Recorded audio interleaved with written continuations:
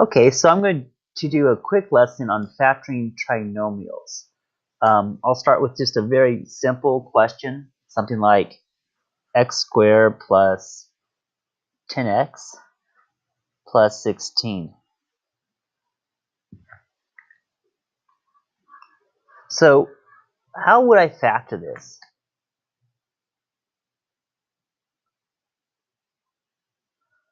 Well, it turns out that all we have to do is find the factors of the 16. 16 is 1 times 16. It is also 2 times 8. It could also be 4 times 4. These are all the factors of 16 that are positive. Which one of these add up to 10 though? Well, 1 plus 16 equals 17. 2 plus 8 equals 10.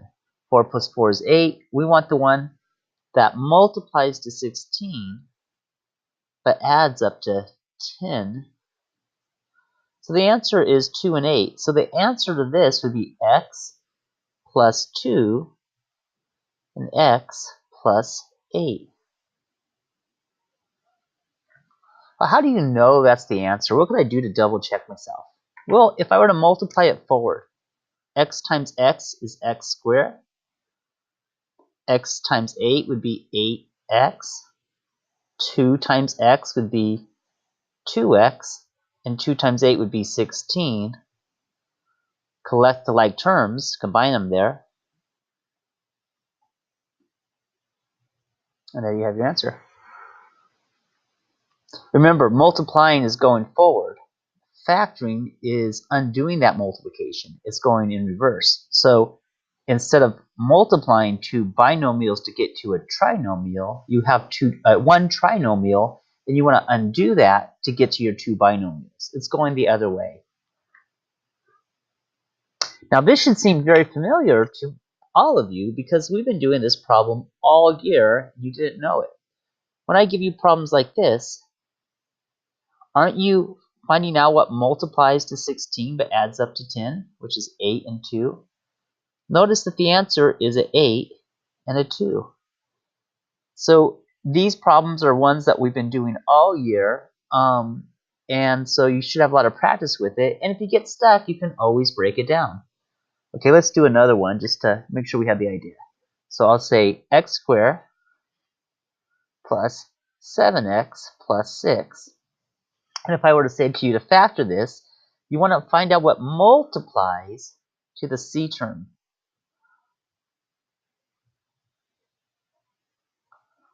But adds, or the sum, is the b term.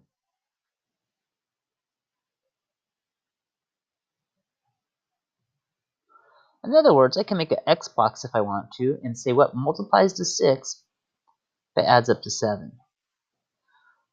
Now, many students know how to do that right as it is, but let's pretend we didn't know the answer. How could I find it?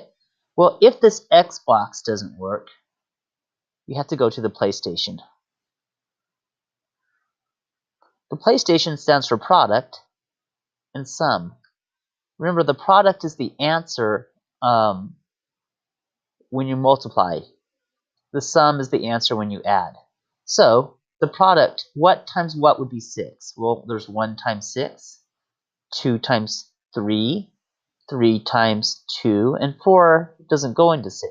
If I count by 4s, 4, 8, 12, I would never say 6, so it's not a product of 6. It doesn't have a factor. These are the factors of 6, but what do they sum? What do they add up to? Well, 1 plus 6 is 7, 2 plus 3 is 6, 3 plus 2 is also 6. We want it to multiply to 6, but we want it to add to 7. The one that does that would be the 1 and the 6. Answer is x plus 1, x plus 6. At this point, so if you do it the x box way, you could also do 1 and 6 and just fill it in. The 1 and the 6. Now at this point, some of you might be saying, well, where do these x's come from? How are we getting those, right? Remember, if you were to multiply it forward, x times x would be x squared. So going backwards, the x squared in reverse would mean one x would be here and the other x would go there. So you're undoing a trinomial. That's factoring. Okay. I want you to try one and see how you do. It's x squared plus, let's do 9x plus 8. See if you can find the answer. All right, now let's try another one. Because up to now, it was pretty easy. But what if the b term is negative? Okay, so let me give you one with the b term being negative. X squared minus 8x plus 12. What does it mean when the b term? By the way, let's review what a term is. This is the a term, this is the b term, and this is the c term. And a term, which I think the whole class knows, but it's separated by either a minus or a plus sign. So when I say the b term, we're talking about this middle term. What if it's negative? How would that affect the answer? Okay, well, remember, it's multiplying to the c term and adding to the b term, so you just put a negative 8 here. Well, what multiplies to 12 and adds up to negative 8? If you can use the Xbox, do it. If you get stuck, use the PlayStation. What times what multiplies to a to a 12? Well, 1, I'll start with 1, then I'll do 2 times 6. 3 times 4, actually it does go in 4 times 3. I can stop here because I already see the answer. 1 plus 12 is, oh, but wait a second. We can't just add them straight across because we need them to both be negative.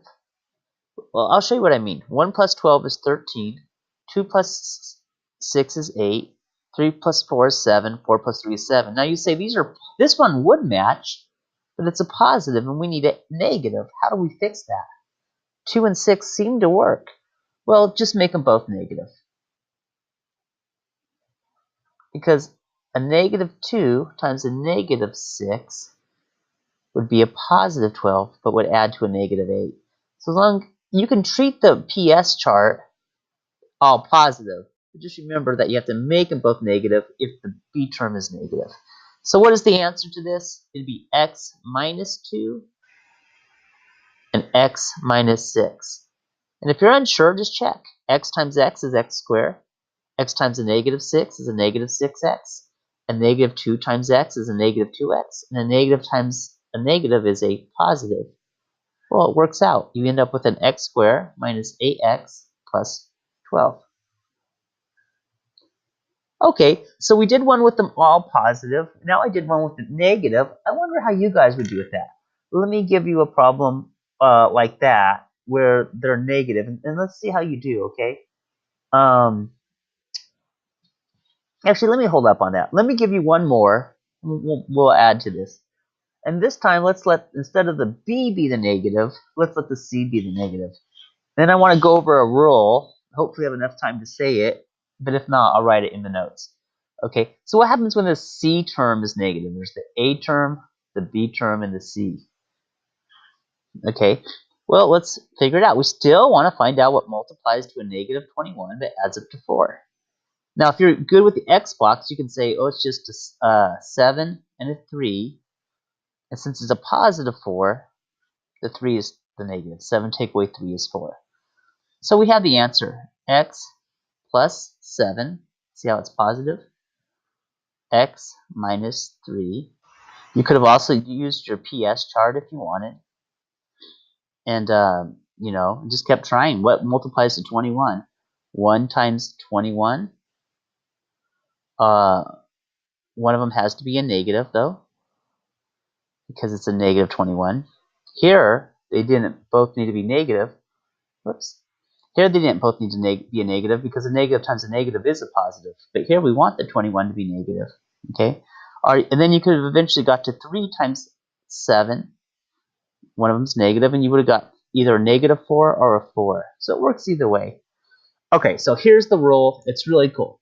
If this term is negative, the b term, that means the signs are going to, I'm sorry, yeah, if this, I'm looking at the timer, I'm not going to have time to explain it. I'm going to write it in the notes, and you guys can copy it down, the most important thing of this lesson.